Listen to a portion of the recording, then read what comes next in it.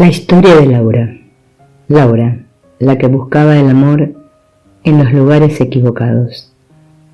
Al día siguiente, Laura fue con su hijo mayor a buscar una sala velatoria para velarlo. Laura no tenía dinero para pagar, pero al día siguiente cobraba su sueldo y pagaría con ese dinero, a pesar de que no sabía con qué iban a vivir el resto del mes. Recorrieron varios lugares, hasta que dieron con uno que la dejaba pagar una parte en efectivo y la otra parte con crédito. Contrataron el servicio y después volvieron a su casa, creyendo que la casa velatoria iba a encargarse de todo, pero no fue así. A las pocas horas los llamaron de la casa velatoria, diciéndoles que tenían que acompañarlos a buscar el cuerpo a la morgue, un lugar que quedaba muy lejos, tal como le había dicho Jorge. Vos y tu hijo lo van a ir a buscar a un lugar muy lejano, a un antiguo trabajo. Eso fue lo que Jorge le había querido decir. Y ahí se encontraban Laura y su hijo en la parte trasera de una camioneta, yendo hasta ese lugar que quedaba como a 2 horas de viaje, con el ataúd vacío, yendo a buscarlo. Al llegar allí, tuvieron que esperar bastante. Cuando los llamaron, les dijeron que se quedaran en un cierto lugar, que iban a traer el cuerpo para reconocerlo. Esa escena fue horrenda realmente. Laura y su hijo se abrazaron y lloraron por un rato. Luego subieron el ataúd a la camioneta y ellos viajaron de regreso. En la cabeza de Laura solo retumbaban las palabras de Jorge. Vos y tu hijo lo van a ir a buscar. Al llegar a la casa velatoria les dijeron que fueran a su casa y regresaran a la hora que comenzaba el velorio. En el velorio solo estuvieron Laura y su hijo mayor. Su hija no quiso ir, ella prefirió quedarse con los más pequeños. Ahí estaban solos ellos dos. Laura se acercó y colocó en sus manos el rosario y la estampita de la Virgen de San Nicolás, a la que él tanto amaba, y luego no se acercó más. Al rato llegaron su suegra y su cuñada, más tarde su sobrino. Esos fueron los únicos que vinieron de su familia. De la familia de Laura no vino nadie, pero sí vinieron todas sus compañeras de trabajo, las de las 2 escuelas. En ese sentido, Laura se sentía muy acompañada. El velorio fue muy traumático porque su suegra no paraba de culparla a ella y a su familia de lo ocurrido. Ella no podía aceptarlo. Ella, su madre, la que siempre lo había abandonado, la que nunca lo había cuidado, ahora estaba experimentando que su hijo la había abandonado a ella, y justo el día de su cumpleaños. A la noche todos se fueron y solo quedaron Laura y su hijo, quienes se retiraron a unos sillones a intentar dormir. A la mañana siguiente era el entierro, y Laura fue acompañada por sus compañeras hasta el cementerio. Luego una de ellas con su marido llevaron a Laura y a su hijo hasta la casa. Esa noche Laura sintió un miedo tan profundo, pero tan profundo, como nunca antes había sentido. Era cierto, su vida iba a dar un giro de 360 grados. El miedo seguía rondando en aquella casa. Todo se veía tan triste. De lo que Laura no se daba cuenta en ese momento, de su experiencia, era de que todo ese miedo y esa tristeza estaban en su mente, y por eso veía todo así. Alicia, su compañera, había venido a su casa para ver cómo se encontraba. Alicia le había dado algunas recomendaciones, como la de baldear toda la casa con agua y sal y tirar toda ese agua hacia la calle. Otra compañera le había dicho que no tocara las pertenencias de su marido por 9 días. Laura era como un zombi, así que hacía todo lo que le decían sin más. ¿Y ahora qué? ¿Cómo seguir adelante?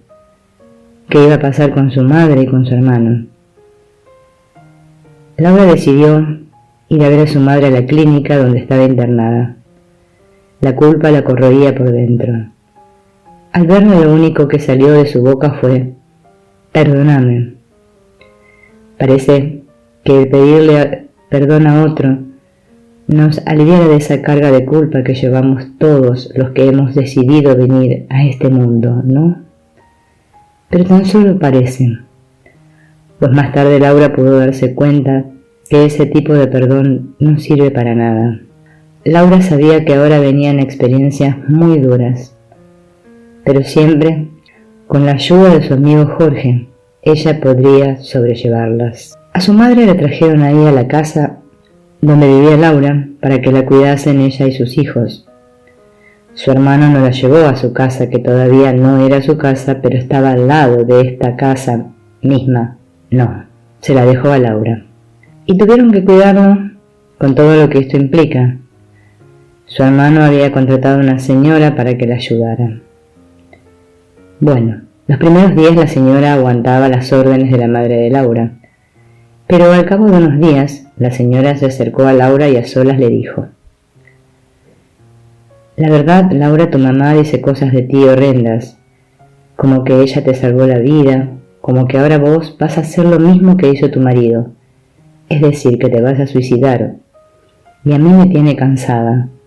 Aguanto porque necesito el dinero, porque si no ya me hubiese ido. La verdad que esta mujer es insoportable. Laura la miró y solo le dijo: lo sé, pero no puedo hacer nada.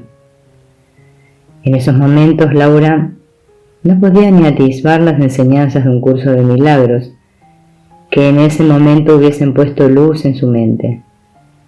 Todavía faltaban unos cuantos años más para que Laura estuviese preparada para esta maravillosa y liberadora enseñanza. A todo esto, Laura seguía yendo a visitar a su amigo Jorge y de a poquito juntaba fuerzas para seguir adelante con su familia. Al año siguiente, en el 2009, ya su madre había empezado a recuperarse y todo empezó a alivianarse un poco, pero sus hijos más grandes no habían quedado muy bien y todo ese dolor lo proyectaban sobre Laura, pasándole factura de todos los deberías posibles. En marzo, para sumarle una frutilla a la torta, traen a su abuela a su casa para que la cuide, pues ésta se había caído en la casa de su tía y se había fracturado la cadera. Otra más para cuidar. Pero para Laura cuidar a su abuela era llevadero. A la que tenía que seguir aguantando era su madre, que no dejaba de dar órdenes, de meterse y opinar. Laura volvía a revivir las peleas entre su madre y su abuela, pero ahora con otra edad y en otro contexto. Observando la escena, a Laura le vino en su mente el sueño que había tenido de las camillas con las mujeres tapadas con sábanas celestes. Claro, eran su madre y su abuela, a las que debería cuidar en ese momento de su experiencia. Como todo en esta vida, todo pasa, y cuando su abuela estuvo recuperada se la llevaron nuevamente, y Laura solo tenía ahora que lidiar con su madre y sus hijos. Ese año, Laura trabajaba en la misma escuela que estaba cerca de su casa y había conseguido una suplencia en otra, a unos cuantos metros, a las que tenía que ir en colectivo. Ese mismo año su hija menor empezaba el primer año escolar y Laura se había organizado para pasar por su casa y retirar a la niña para llevarla a la misma escuela que ella trabajaba por la tarde. Su hija mayor se quedaba cuidando al más pequeño y a la noche iba a estudiar su carrera de profesora de lengua y literatura. Su hijo mayor continuaba con su curso de auxiliar de enfermería y su noviazgo, que había comenzado a fines del 2008. Económicamente la cosa no había mejorado mucho, pero de a poco iban saliendo de las deudas. El ambiente igual seguía tenso, pues siempre surgía alguna discusión entre ellos, es decir, entre Laura y sus hijos. Los niños más pequeños captaban la mala energía y lo manifestaban en llanto y rabietas.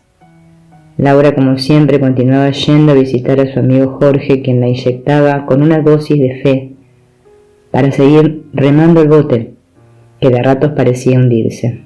Los fines de semana, Laura sacaba a sus pequeños a la plaza o los llevaba a la calecita para que se despejaran un poco de ese ambiente. Para mayo, El ambiente estaba bastante denso.